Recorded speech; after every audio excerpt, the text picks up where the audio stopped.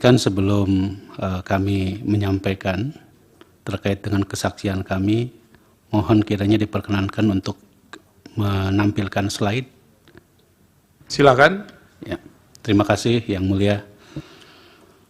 Pertama, kami diminta untuk memberikan kesaksian terkait dengan mekanisme perencanaan, penganggaran, dan pencairan bantuan sosial dalam kapasitas kami sebagai pimpinan Komisi 8 DPR RI dan juga sebagai anggota DPR RI yang bermitra dengan Kementerian Sosial yang merupakan mitra pemerintah, mitra kami di pemerintah yang bertanggung jawab terhadap perlindungan sosial. Nah, kami ingin menyampaikan bahwa perlindungan sosial ini merupakan salah satu dari upaya pemerintah untuk memberikan dukungan kepada masyarakat dalam menghadapi situasi yang dapat menimbulkan kerentanan atau guncangan dalam kehidupan mereka. Perlindungan sosial tentu merupakan amanat dari Undang-Undang Dasar 1945 dan pasal dalam pembukaannya dan juga di dalam pasal 34 Undang-Undang Dasar 45 bahwa fakir miskin dan anak-anak terlantar dipelihara oleh negara, pengejawantahan dari Undang-Undang Nomor 11 Tahun 2019 tentang kesejahteraan sosial, Undang-Undang 13 Nomor 11 tentang penanganan fakir miskin, dan Undang-Undang tentang pekerja sosial di tahun 2019. Nah, kami ingin mengklarifikasi terkait dengan beberapa istilah yang muncul dalam berbagai perdebatan selama ini, yaitu istilah perlinsos atau perlindungan sosial yang kerap kali disamaratakan dengan istilah bantuan sosial. Kami pertegas soal klarifikasi seperti ini agar masyarakat bisa mengetahui bahwa sesungguhnya bantuan sosial itu adalah bagian dari perlindungan sosial. Ada kategori lain dari perlindungan sosial itu adalah jaminan sosial. Kalau jaminan sosial itu adalah, misalnya contohnya adalah jaminan kesehatan, jaminan kehilangan pekerjaan, di mana negara atau pemerintah memberikan bantuan iuran bagi masyarakat. Nah, dan yang ketiga adalah ada namanya subsidi. Nah, ini semua Bapak Ibu sekalian yang mulia masuk dalam kategori bantuan perlindungan sosial. Jadi bantuan sosial sendiri itu terdiri atas dua, yaitu bantuan sosial yang sifatnya reguler, seperti program PKH, kartu sembako, PIP, KIP kuliah, dan lain-lain. Dan ada juga bantuan sosial yang diambil kebijakannya pada kondisi tertentu, seperti BLT El Nino maupun BLT BBM. Nah, di dalam berbagai media kita sering menyebut bahwa nilai atau bantuan sosial besar sekali. 400, misalnya di tahun 2024, 496 triliun. Tanpa kita tahu dan kita rinci dari jenis perlindungan sosial apa. Kalau tidak diklarifikasi secara lebih detail, maka orang akan mengasumsikan seakan-akan ini semuanya adalah bantuan sosial. Dan kalau kita lihat, memang bantuan sosial atau perlindungan sosial yang ada di dalam nomenklatur APBN itu menggunakan istilah perlindungan sosial yang dari sejak era COVID memang anggarannya sebesar 498 triliun, kemudian 2021 468 triliun, kemudian tahun 2022 460 triliun, 2023 443 triliun, dan tahun 2024 498 triliun. Nah, kami ingin mencoba untuk kembali kepada jenis perlindungan sosial tersebut. Ada bantuan sosial yang sifatnya reguler, yang itu Majelis Hakim yang mulia itu terdiri atas misalnya untuk bantuan reguler PKH tahun 2023 28,1 triliun, dan di tahun 2024 itu sama sebesar 28,5 28 triliun. Nah, kemudian kartu sembako itu 44,5 triliun.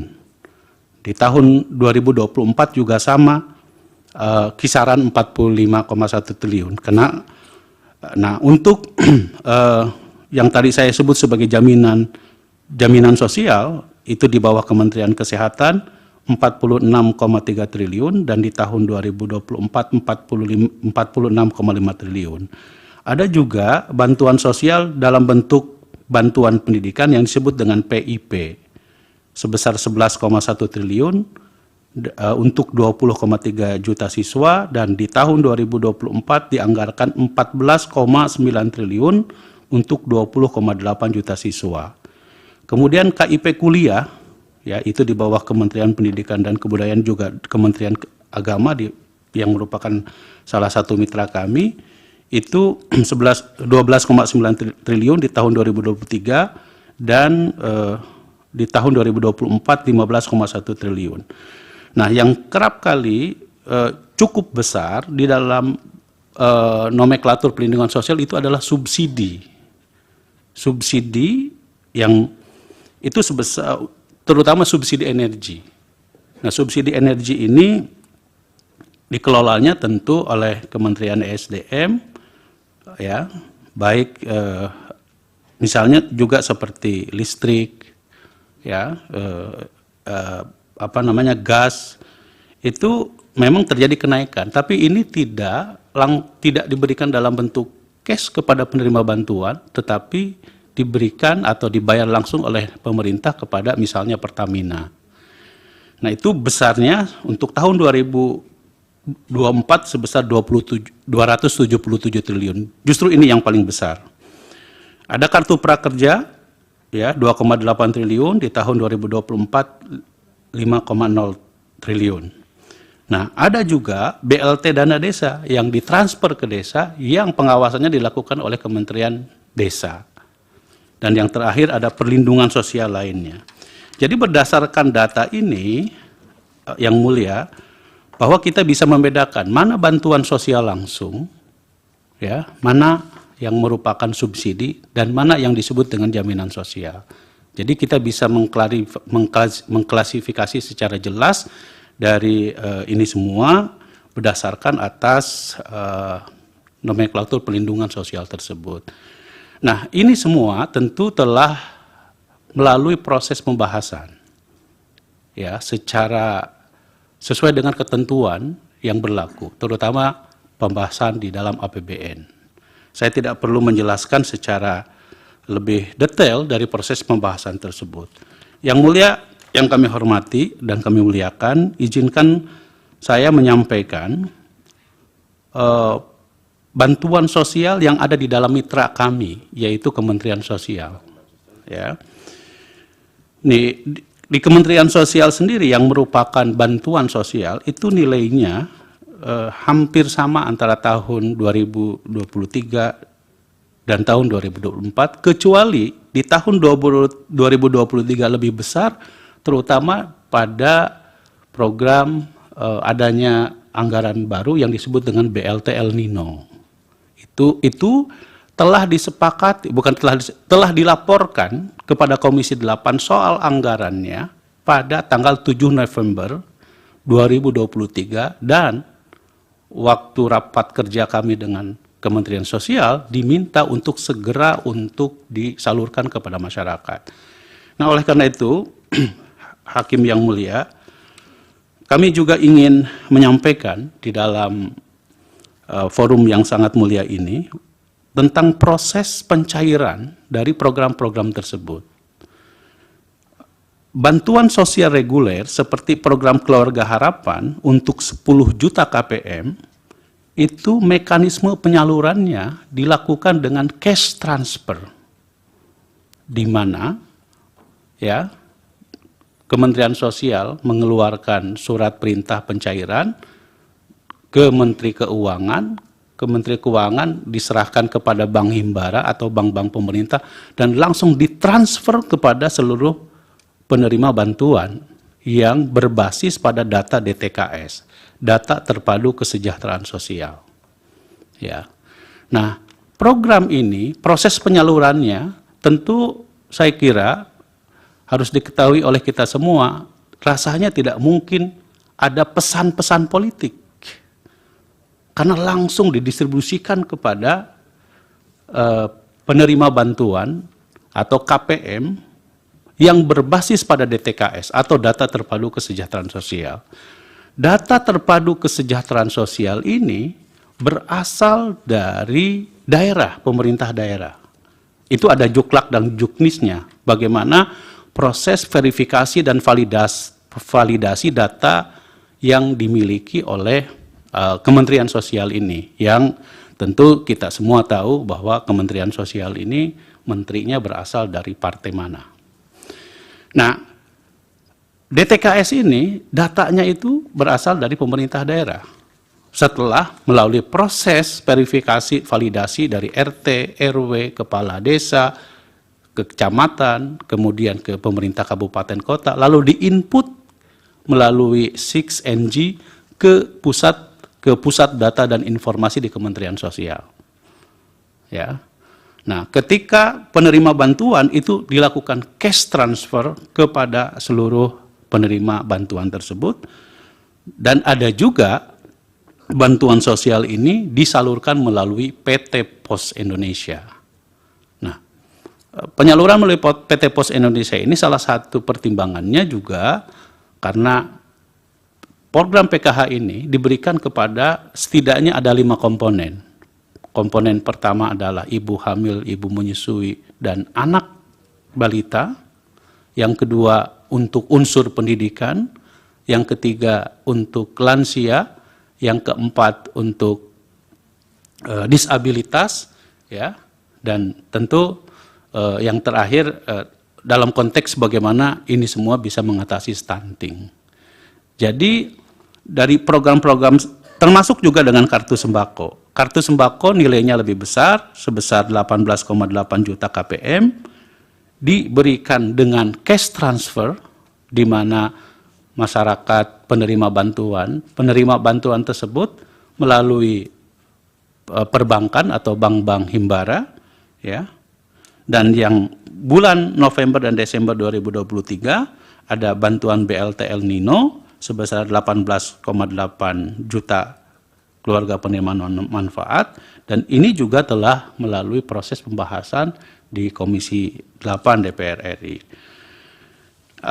Yang mulia Majelis Hakim, kami bisa tunjukkan ini adalah kesimpulan rapat kerja yang telah disepakati pada tanggal 31 Agustus mengenai anggaran tahun 2024. Demikian juga next kalau kita lihat tentang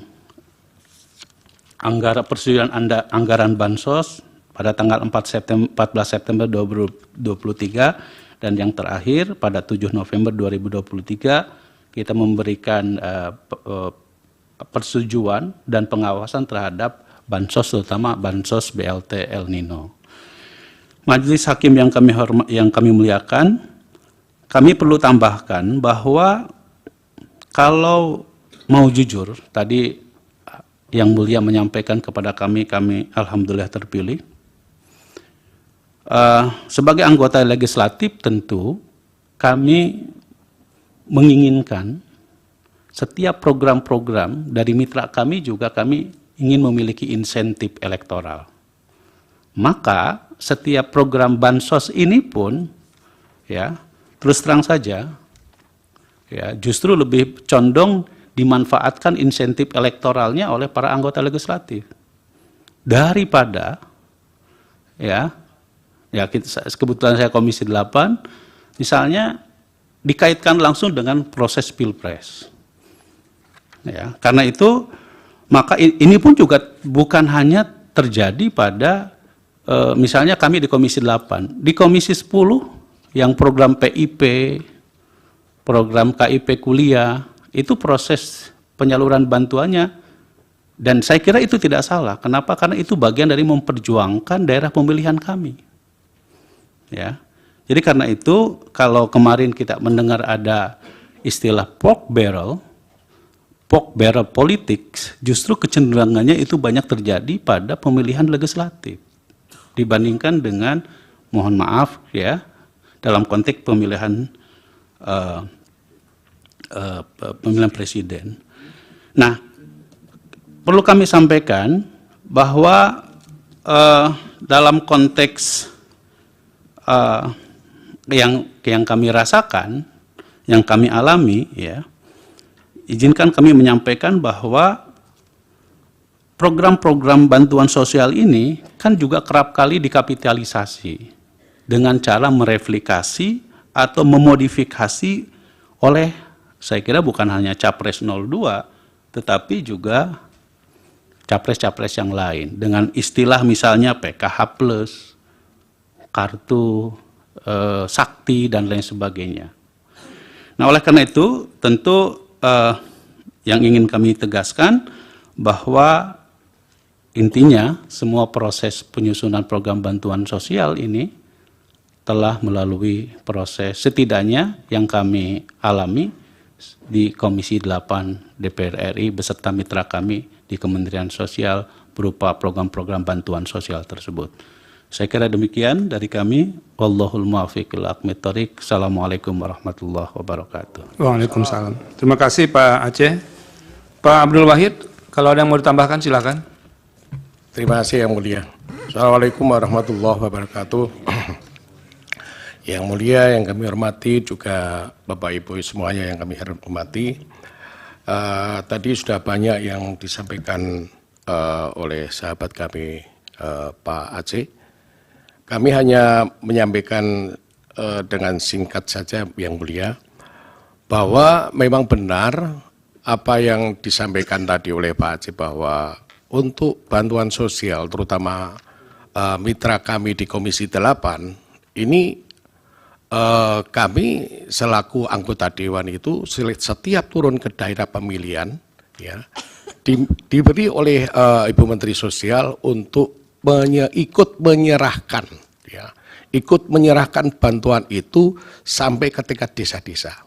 Itu yang insentif elektoral Ya. tadi ya, salah satunya bentuknya. Ya, itu tidak hanya tahun 2024, dari mulai 2021, 2022, 2023, 2024.